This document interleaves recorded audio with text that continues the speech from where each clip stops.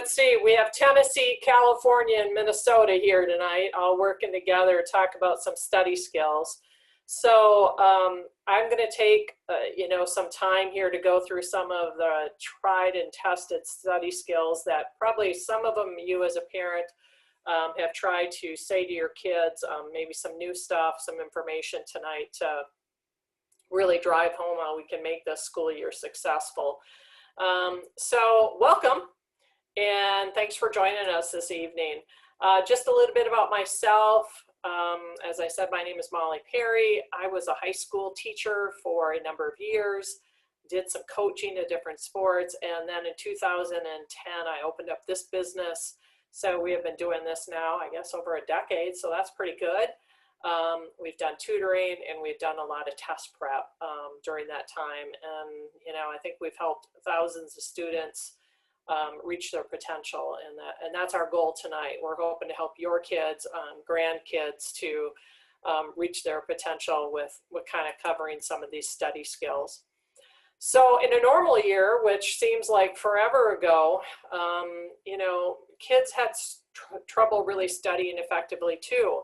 And part of that is time poverty. A lot of kids are short on time. They are involved in so many activities. Their family maybe is involved in a lot of activities. It can be jobs, it can be social things. And so studying kind of fell a little bit down on the list. And a lot of times the studying happened when? Well, late at night. And maybe that isn't the best time for them to do all their learning. And then, of course, those of you as parents realize, and I'm a parent too, I have a college student, a high school student, and a middle school student. So my kids too are kind of all spread out a little bit there, but digital distractions are huge. Their phone, I don't think they realize really all too often how much their phone distracts them. Even if they have it on silent, it's vibrating. And so, it's good to have that outside of the room when they're doing their distance learning, of course, unless they need it for their distance learning.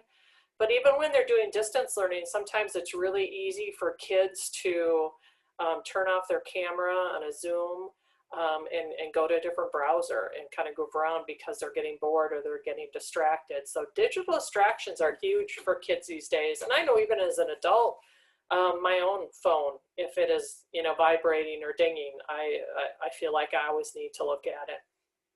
And then I think kids today too do a lot of negative self-talk. I'm not very smart, I'm stupid. Why do I even bother studying for a test? I hardly ever pass them anyways. I'm just bad at math.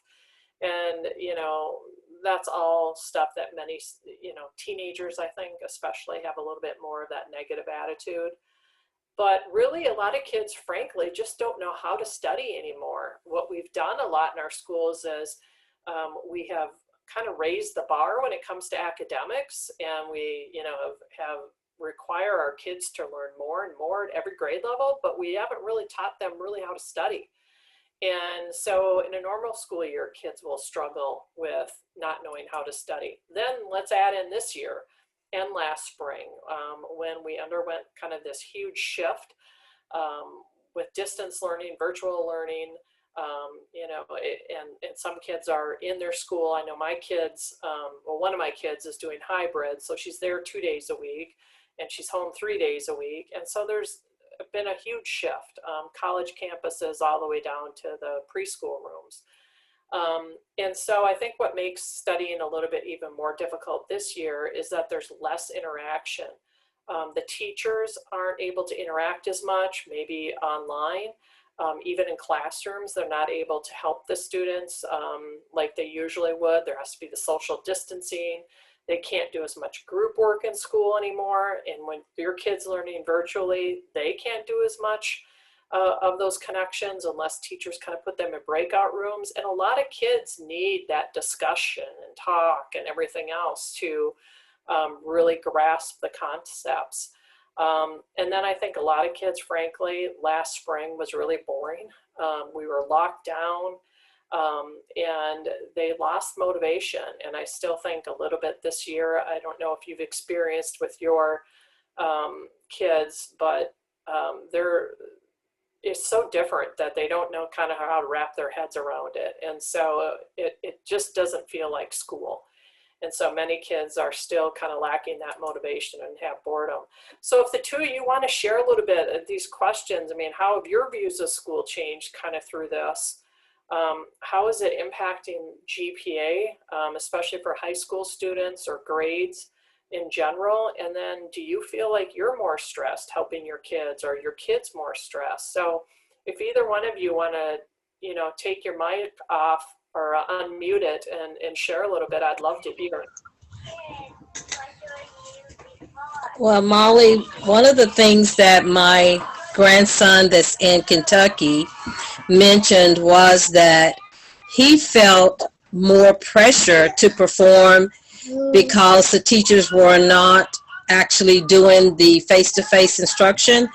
They were dropping the assignments and then saying, okay, I need you guys to do these assignments, and then drop them in my Dropbox or do big projects. And he said he just felt like it was busy work. Yep. And because he was taking advanced classes, they had done more of the Socratic discussions, and they had done more interactive types of projects, more group projects. Yep. And because, like you said, with COVID and social distancing and all of those things, students were not getting together. Yes. So I think it definitely affected his motivation. Yep. So he was just like, I'm going to sleep, play my games, get up, do the work. Yep. You know, and he could knock it out in maybe 2 or 3 days, and then the rest of the time, you know, he does whatever. Yep. And now this year, since they are doing some face-to-face, he still has several of his advanced teachers that are doing the same types of things. And so he went out and got a part-time job, and he is basically meeting up with family members to at least extend his social network. Well, that's good. Yeah. But I'm trying to encourage him to do maybe more outside reading.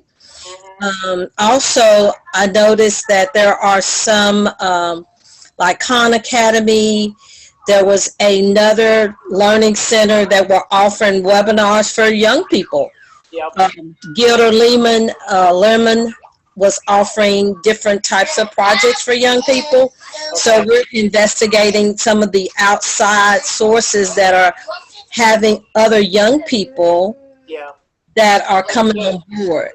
Yeah, that's good, because I think that you know, with kids who are very smart and have great reasoning skills, that, you know, this to-do list is pretty boring for them. I was just actually having a conversation with my son, who's a senior in college, and he's like, I'm done.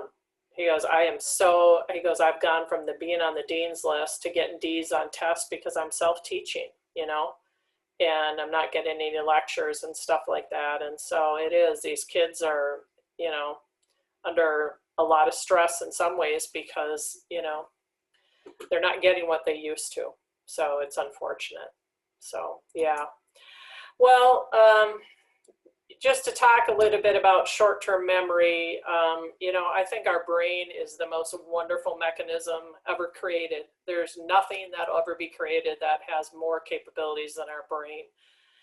But I think one of the things that interferes a lot with students' ability to study and retain information is that memory aspect. There's studies that show that a teacher can be teaching, and 20 minutes after he or she is done, the students will have lost 40% of what that teacher just went over. And so if there isn't the reinforcements of the group work, and there aren't activities that are paired along with what the teacher has shared, it just is kind of going out. And so that is what makes virtual learning even a little bit more difficult when it comes to this. And so most people can remember some, like 4 things. If I gave you a list of 4 things to remember, most people can remember it for about 10 to 20 seconds, and then it's gone.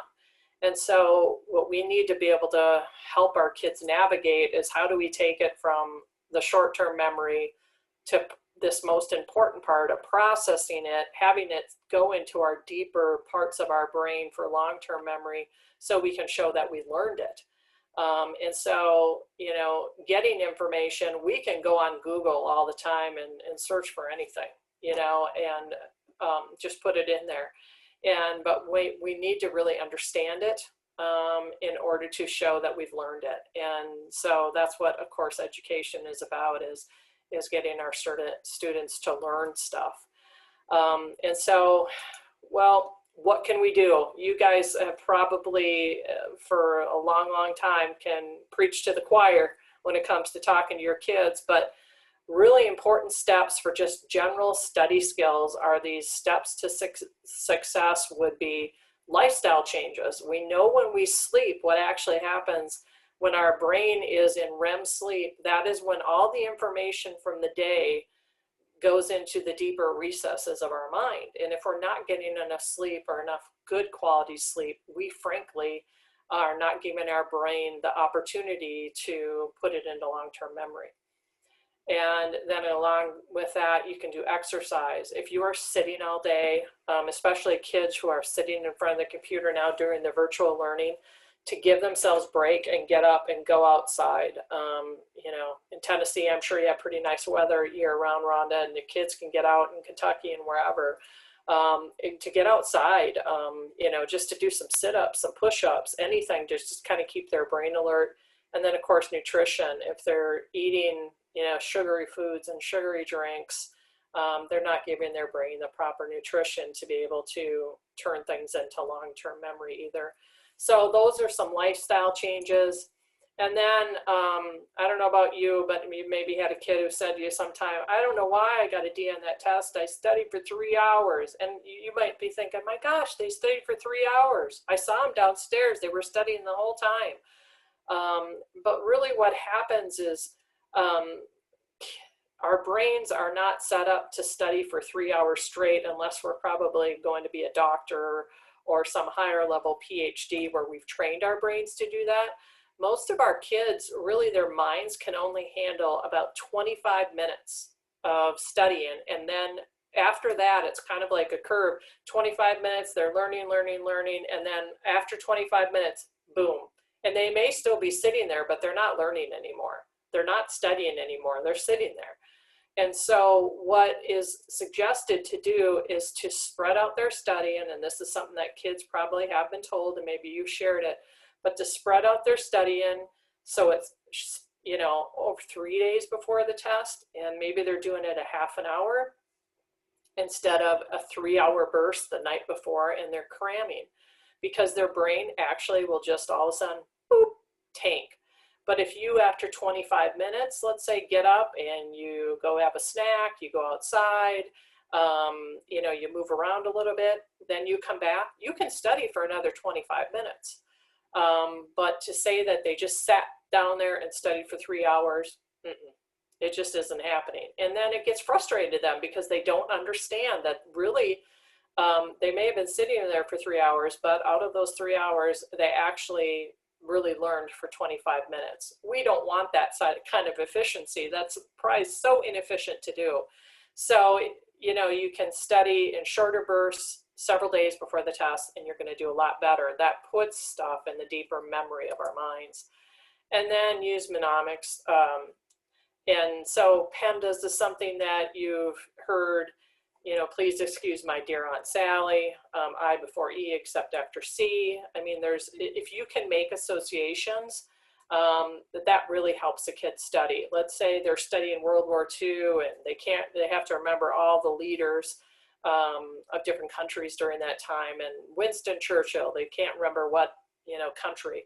And so it's maybe, oh, how can I remember he's in charge of England? Well, I don't know. Churchill starts with a C, England starts with an E. So we can say cut eggs. That makes no sense, cut eggs.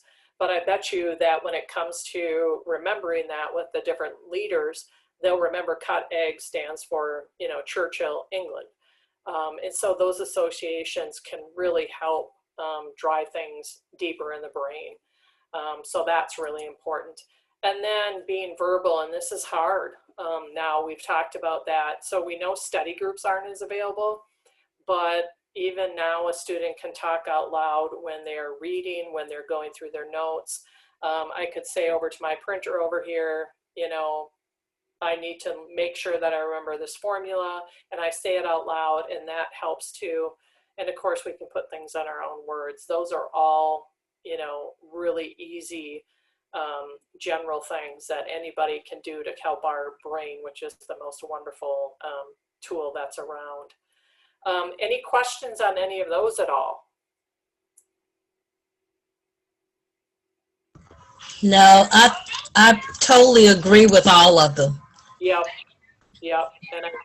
And I think that, you know, it's common sense, but yet it's not emphasized enough. And sometimes, you know, kids hear it from somebody else besides parents.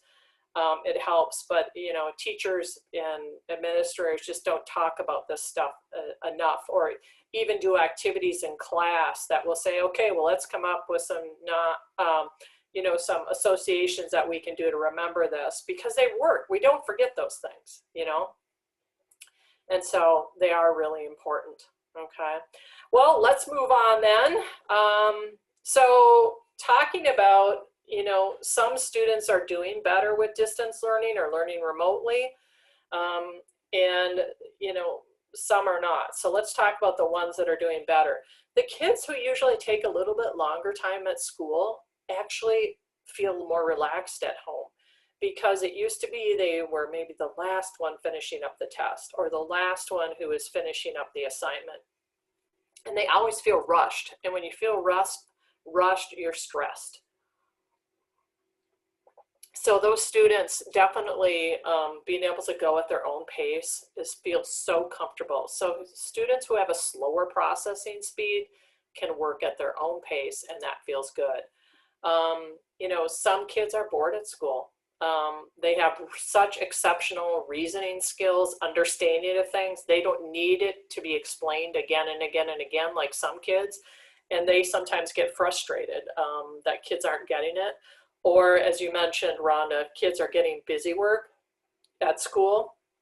And hopefully, you know, unfortunately still sometimes in the virtual world, they get bored doing that. And that's why, you know, you were talking about, you know, your one grandson, I think it was, who, you know, was getting bored because it was like, it's ridiculous. And so he probably has pretty strong reasoning skills.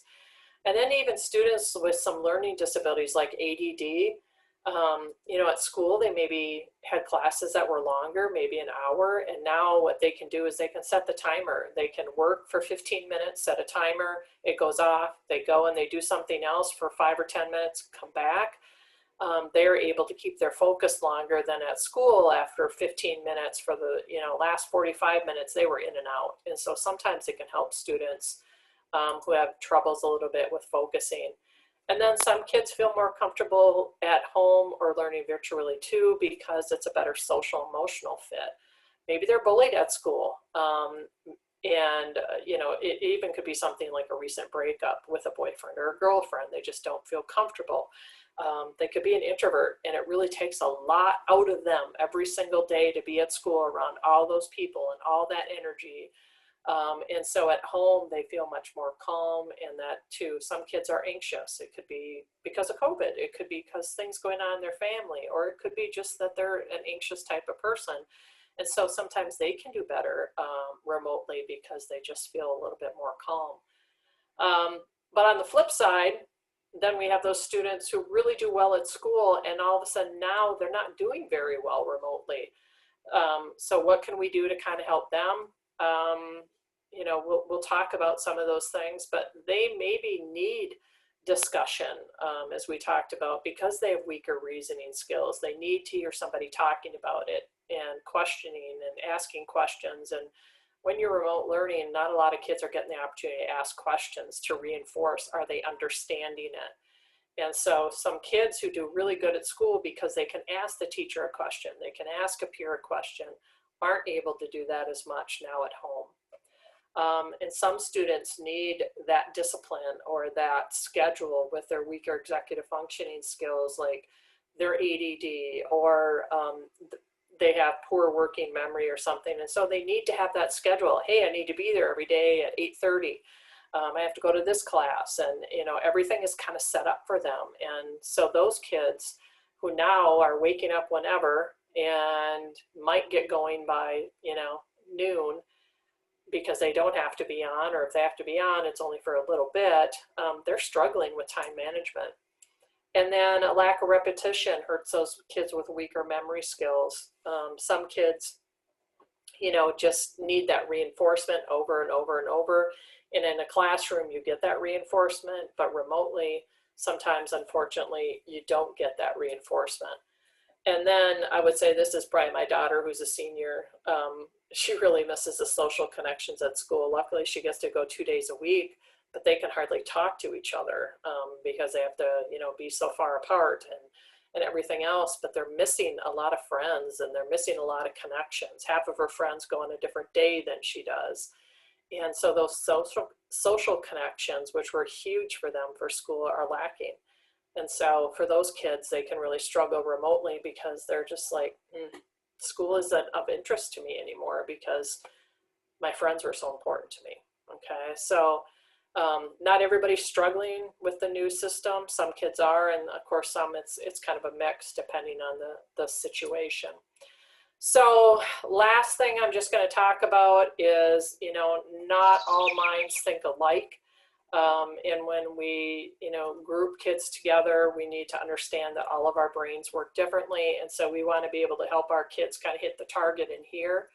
And so, verbal reasoning right now in school is huge, and verbal skills are huge in school. And so having strong verbal reasoning skills is definitely something that's important. If you find out, does this, you might have one child who has really good verbal memory, but their visual memory is kind of low. Well, what's the best way for them to study? If their visual memory isn't very good, what can we do to help them out verbally? There's some ways that we, all of our brains are a little bit different. Why does a student consistently do bad on tests? Maybe it was because of some of those things we talked about before, that they're cramming at the last minute, but maybe also that they are having problems with, memory issues. Why do they struggle in math? Why can't they remember their basic math facts? And here they are, and they're in, 6th grade, and they're still using their fingers. Why is that?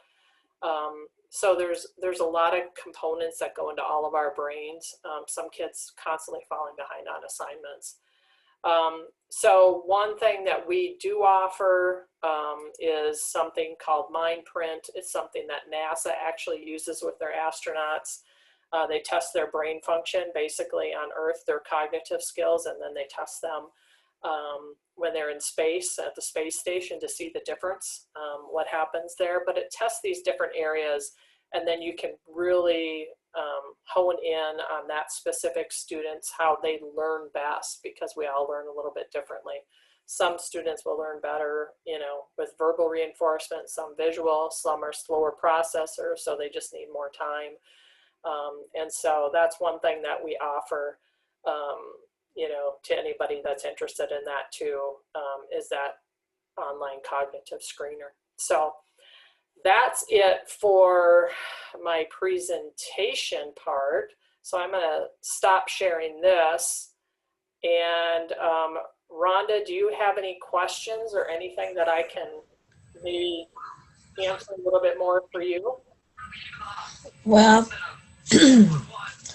I do have one grandson that I think fits into one of the categories we talked about, that needs structure, that needs the organization, Yep.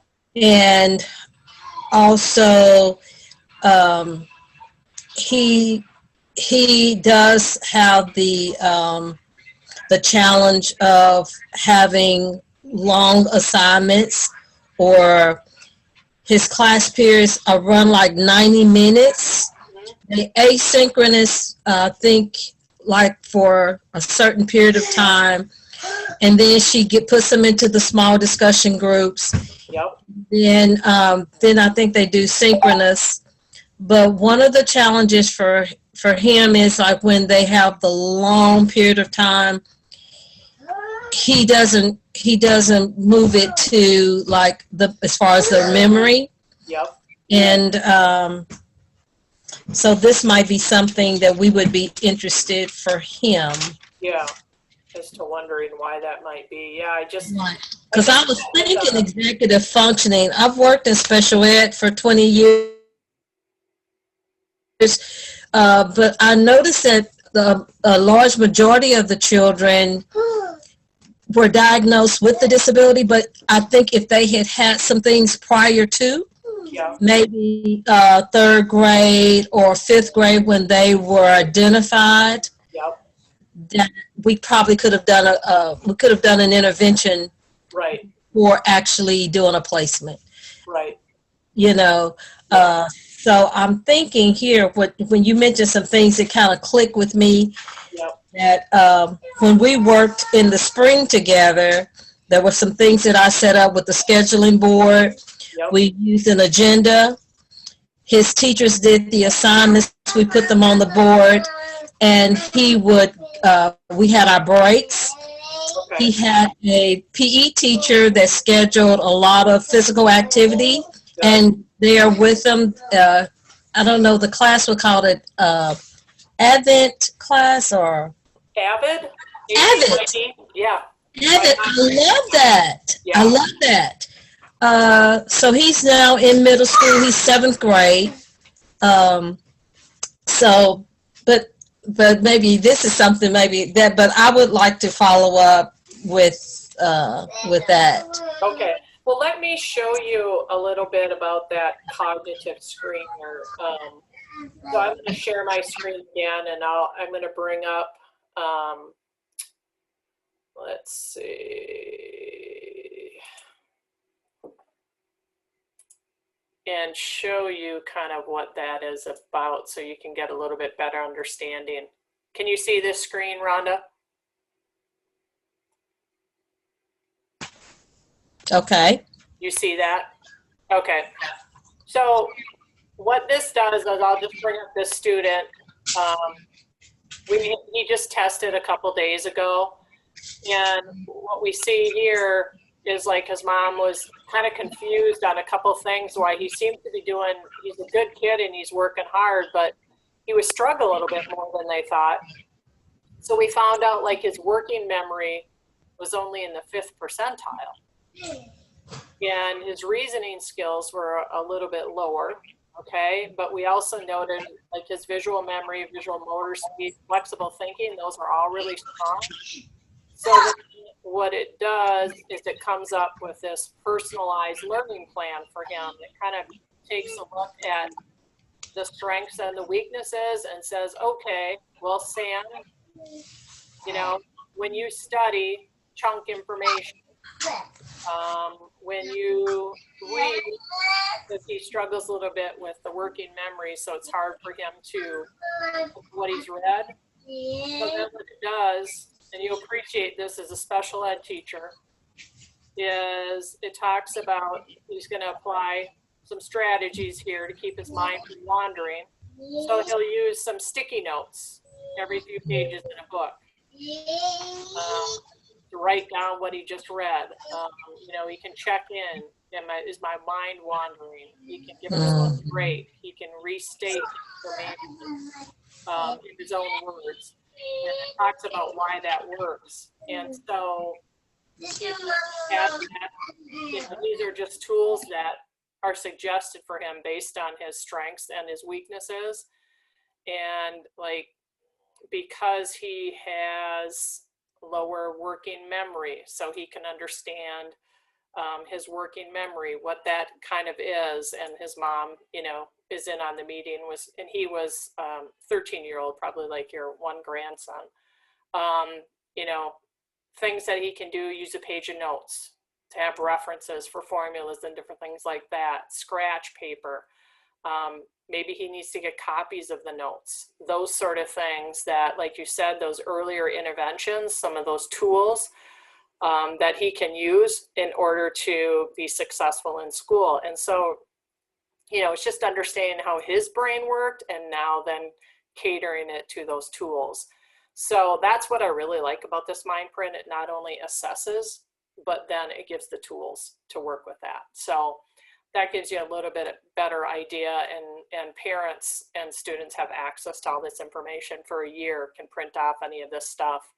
And so it is really cool. It's a really neat thing. So you can talk that over and see if that's something that you'd be interested in doing.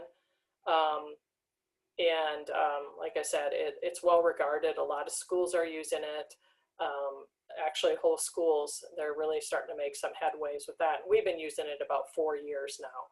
And it's been amazing what parents say about, oh my gosh, I always knew there was something and we couldn't quite put our finger on it. And now we know, and now we can help. So yeah, and there is a cost to this. Obviously, it's $199 to do it, but it's all done at home. It's an online screener. Just need a mouse and a computer, and it takes about an hour to do. Then I get a report, and then what I do is I meet with a student if they're older, and I meet with the parent at the same time, and we go through it and we talk about the tools and we talk about what are the best ways for them to learn. So yeah. So I'm glad I got to share a little bit more with you on that. Yeah, thank you. You're welcome. You are very welcome. So. And how would You kind of cut out there, Rhonda. How would I get in touch with you or the company? You emailed me earlier for the link, right? Yes, yes. So all I would need to do is to, you just email me back and say, Okay. we're thinking about doing this. And so what I need in order to do that is just his name and his month and year of birth. And that's it. And then you get sent, a link gets sent to set up an account, and I'll put all this in an email too, in order to do the assessment. And then, like I said, just done at home. You know, you just want to have an hour, kind of a quiet area, and that sort of thing. I lost the hearing. I lost your audio. Okay. Yeah, that's all right. But yeah, and so we can set that up pretty easily to be able to do that. So I can email you some more information on it too, so you can look over some, like the full report and everything like that. I'll email some of that to you so you have that. Okay, thank you so much. I think that, like I said, I want to catch this now, and his dad and mom do too. Yeah. And because he's in California, even though we are talking, I know we all want him to take ownership, and they want him to be an independent learner. But what I was also saying is, in some instances, it's not so much that they can't or don't want to do it. Right. It's that they need that guidance. Yep. And once we identify some of these areas, I think that will guide him, right, you know, to becoming better. Like you said, study skills is something that you do have to learn. I do believe it. Oh, yeah. I think that it's just a natural, you know, inherent thing. So I'm just excited about that. Yeah. And I did want to tell you that the link was not active on Eventbrite. Oh, it wasn't, huh? No. So where we would, if you said like, if you already have registered, you're supposed to be able to access the event. Yeah. Where it says that, it doesn't do anything there. So. Oh. Okay. So maybe a lot of people may have been in the same situation I was in, and I was going back and forth with other workshops, but this was something that I really needed for my grandchildren. So I just said, well, forget these other ones. I'm just going to keep trying to get into yours. Oh, well, that's too bad. I'll have to kind of take a look at that, because that's definitely something I don't want to hear. Is that it? Oh, yes, because it is awesome to be able to just click to it from the site. Right. Yes. Yeah. Okay, well, I'm gonna have to look into that, but I'll email you some information tomorrow, Rhonda, so you have that, and you can share that with his parents, and then we can go from there. Okay, thank you. Okay. And if I know of other parents, is it okay to share your information as well? Absolutely. Okay, I would okay. love it. Yeah, I would definitely love it. Appreciate it. I have a lot of friends that are retired teachers that are also being caregivers as well and trying to Okay. help out. And like I said, we're trying to reduce the number of young people that are referred for special education, especially now, because we know that there's going to be some definite learning gaps. Right. Yeah. And this information could be very helpful. And also for schools, they need to understand that there needs to be some things in place for young people coming back. Right. We don't need to say, oh, well, we just, need to do this. This thing, right? What you did tonight is very helpful. Well, good. I appreciate it. I appreciate the feedback from another teacher. So, yeah. Thank you so much. Yeah, you're welcome, Rhonda. You have a good night. Good night, Molly. Night. Bye-bye.